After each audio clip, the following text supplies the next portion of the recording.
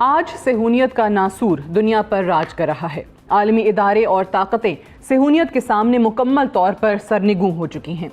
گزشتہ ایک برس کے دوران اسرائیل، غزہ، ویسٹ بینک اور دیگر کئی ممالک پر حملہ آور ہو چکا ہے۔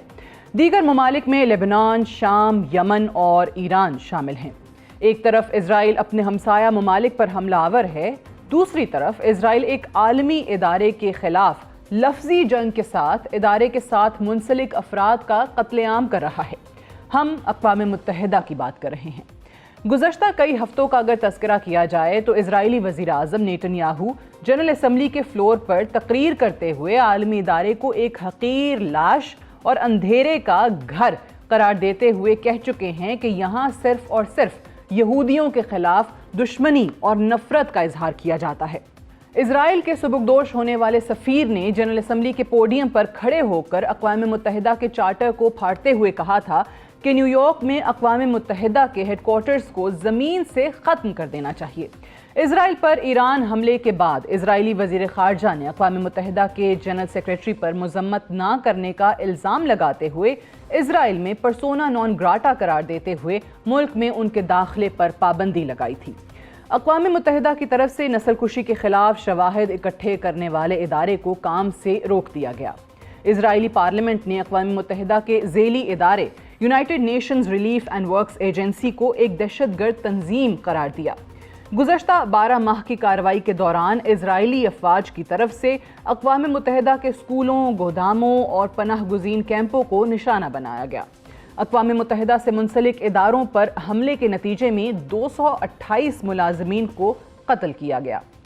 اقوام متحدہ کے سیکریٹری جنرل کے بیان کے مطابق ادارے کے قیام کے بعد سے لے کر اب تک سب سے زیادہ ملازمین اسرائیل کے ہاتھوں مارے جا چکے ہیں۔ گزشتہ کئی ہفتوں سے جنوبی لبنان میں اقوام متحدہ کی امن فورس پر اسرائیلی حملے تیزی پکڑتے ہوئے دکھائی دے رہے ہیں۔ اقوام متحدہ کے مطابق لبنان میں پیس مشن کے 5 اہلکار، جنہیں بلو ہیلمٹس بھی کہا جاتا ہے، زخمی ہو چکے ہیں، کیونکہ اسرائیل نے بلو لائن کے قریب اقوام متحدہ کی پوزیشن کو نقصان پہنچانے کی کوشش کی ہے۔ کیا اقوام متحدہ یا اقوام متحدہ کے ذیلی اداروں یا منسلک افراد پر حملہ کسی بھی صورت میں قابل قبول ہو سکتا ہے؟ کیا قانون ان حملوں کی اجازت دیتا ہے؟ یہ بالکل ممکن نہیں ہے۔ سب سے اہم سوال، اسرائیل کو اقوام متحدہ کا رکن رہنے کی اجازت کیسے دی گئی؟ اسرائیل کو اقوام متحدہ کے کسی بھی ادارے سے کیوں بے دخل نہیں کیا گیا؟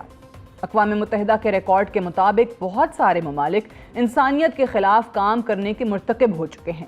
ان میں روس، شمالی کوریا اور شام سب سے اہم ہیں، مگر ان میں سے کوئی بھی ملک اقوام متحدہ کے ذیلی اداروں پر حملہ آور ہونے کا مرتکب نہیں ٹھہرا۔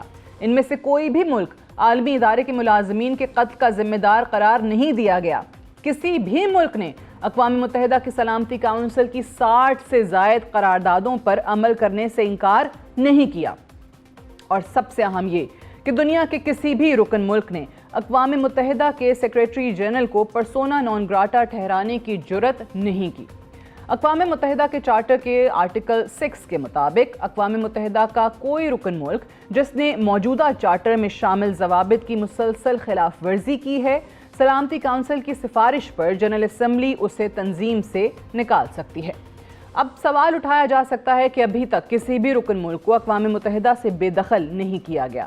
یہ بھی کہا جا سکتا ہے کہ امریکہ ویٹو کے اختیارات استعمال کرتا ہوا اسرائیل کے خلاف تمام کارروائی کو معطل بھی کروا سکتا ہے، کیونکہ گزشتہ 54 برسوں میں امریکہ اسرائیل کے خلاف 50 سے زائد قراردادوں کو ویٹو کر چکا ہے۔ گزشتہ ہفتے لبنان میں بلو ہیلمٹس پر حملے کے بعد 40 سے زائد ممالک کی طرف سے اسرائیل کے خلاف مشترکہ اعلامیہ جاری کیا گیا۔ 40 ممالک کا اسرائیل کے خلاف بیانیہ کافی نہیں ہے۔ اسرائیل کے خلاف مزید احتجاج اور ایکشن کی ضرورت ہے۔ اسرائیل کا آج جو وجود ہم دیکھ رہے ہیں وہ صرف اور صرف اقوام متحدہ کی 1948 کی قرارداد کی بدولت ہی ممکن ہو سکا تھا، اور اسرائیل اسی ادارے پر آج حملہ آور ہے۔